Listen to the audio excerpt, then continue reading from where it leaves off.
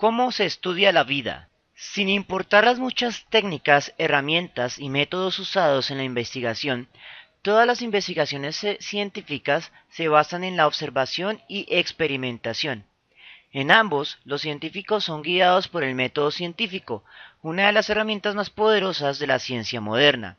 Los biólogos, los historiadores naturales y los filósofos siempre han observado el mundo alrededor de ellos, pero en la actualidad nuestra habilidad para observar ha sido expandida de manera enorme mediante tecnologías y herramientas. Comenzando por el Renacimiento con el microscopio, herramienta que les permitió a los biólogos ver lo que no podía verse de otra manera. No cabe duda que si uno comienza a estudiar biología es porque antes se ha quedado embobado viendo a algún gato haciendo sus cosas, o maravillado ante la lealtad de un perro, enternecido al ver dormir a un hámster o enamorado ante la belleza de una flor.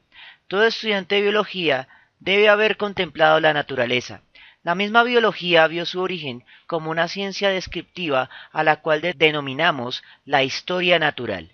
La historia natural tiene sus inicios en la prehistoria.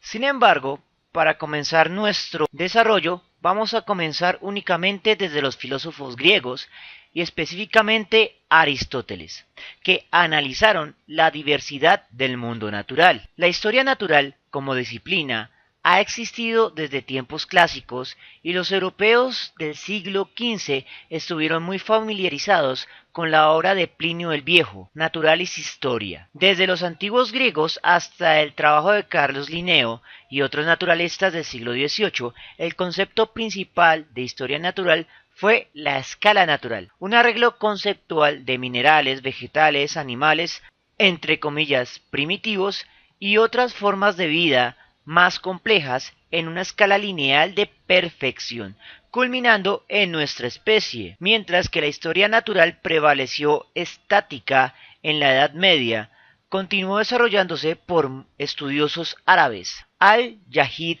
describió ideas contemporáneas de la historia natural como lo es la lucha por la existencia, frase de Thomas Malthus, y la idea de una cadena alimenticia. Abu Yanifa Dinawari es considerado el fundador de la botánica árabe por su libro de las plantas, en el que describió al menos 637 plantas y discutió la morfología vegetal desde la germinación hasta la muerte, describiendo las fases del crecimiento de las plantas y la producción de flores y frutos. En el siglo XIII, el trabajo de Aristóteles fue rígidamente adaptado a la filosofía cristiana, particularmente por Tomás de Aquino, formando las bases de la teología natural.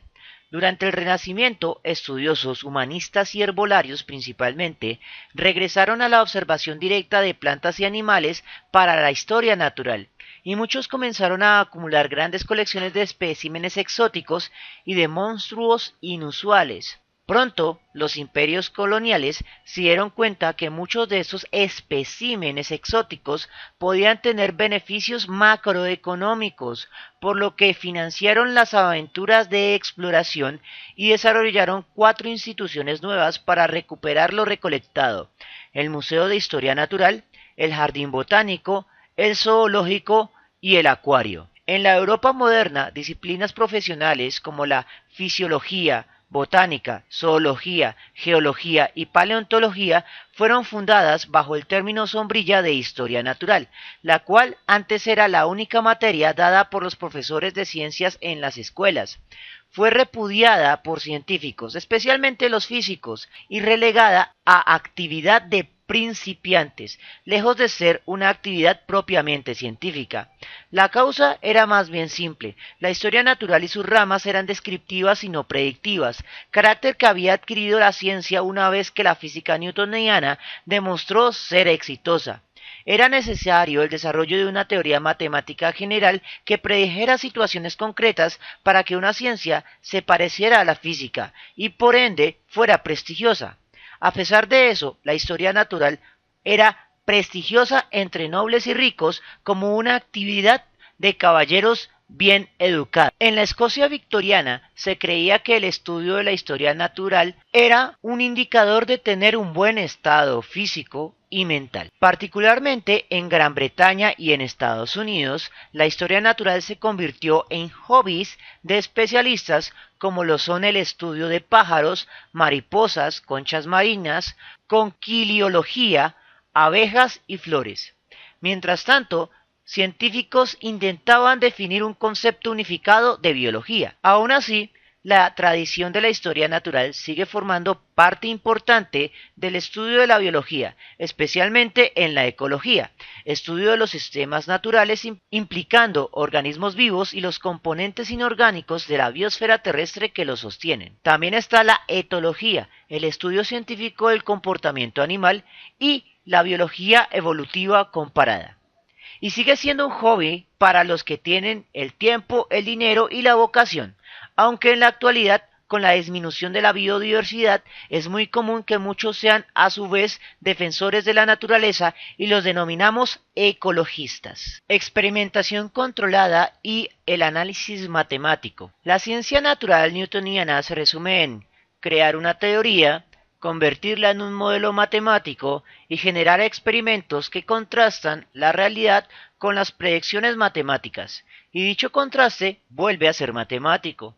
El experimento no se piensa como algo que emerja de manera espontánea, es por el contrario una situación altamente razonada, en la cual muchas veces se necesitan muchos preparativos. Aunque existieron experimentos biológicos antes, los realizados por Mendel y vueltos a realizar por los biólogos de la primera década del siglo XX son los que por fin hacen de la biología una ciencia natural de estilo newtoniano.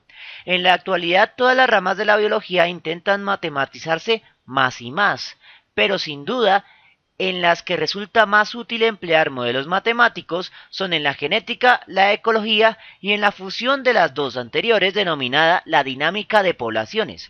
De hecho, la teoría de la evolución moderna se encuentra formalizada en términos de ecuaciones matemáticas que involucran los fenómenos ecológicos y los fenómenos genéticos.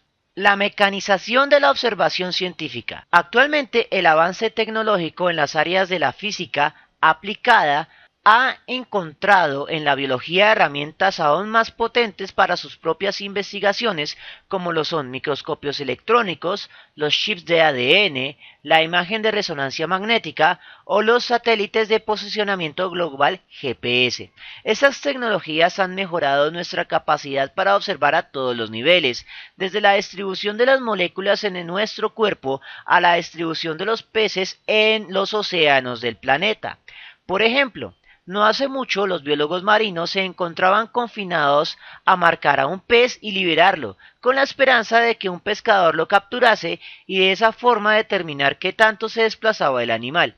Actualmente se puede colocar aparatos de posicionamiento electrónico que no solo indican la posición del pez en el mapa, sino también la profundidad, la temperatura y la salinidad del agua en la que nada. Estos aparatos descargan la información en un satélite, la cual es reenviada a los investigadores. De esta manera, en unos cuantos años se ha recibido una enorme cantidad de información nueva acerca de la distribución de los peces en los océanos, la cual es de vital importancia para determinar los efectos del cambio climático. A finales de la década de los 90 e inicio del nuevo milenio, se dio una revolución fundamental en el modo en que observábamos a la biología. Hasta ese entonces, la genética y la biología molecular eran ciencias artesanales, en las que el estudio de un solo gen podía llevar años de laboriosa intensidad y de trabajo muy duro. Sin embargo, con el desarrollo del proyecto Genoma Humano se dio un salto fundamental y fue la sistematización de toda la operación. Si la biología molecular era una operación artesanal, los proyectos Genoma Humano llevaron a esta ciencia a un nivel industrial. Las tecnologías computarizadas y de automatización nos permitieron cuantificar las observaciones y este es un aspecto muy importante en cualquier ciencia. Desde Antes de esto, la biología era considerada la menos científica de las ciencias naturales, dado que se basaba mucho en las observaciones de características, pero era muy difícil encontrar un modo de cuantificarla de manera absoluta. En otras palabras, la revolución tecnológica hizo que la biología abandonara su noción cualitativa para convertirse en una ciencia cuantitativa como la química y la física. Y esta cuantificación es importante, ya que permite medidas objetivas de diferentes fenómenos, como la distancia evolutiva entre diferentes grupos de seres vivos, no por sus características fenotípicas, sino por sus genomas. Lo anterior fortalece las conclusiones de los biólogos sobre diferentes aspectos como la identificación y la clasificación de los seres vivos.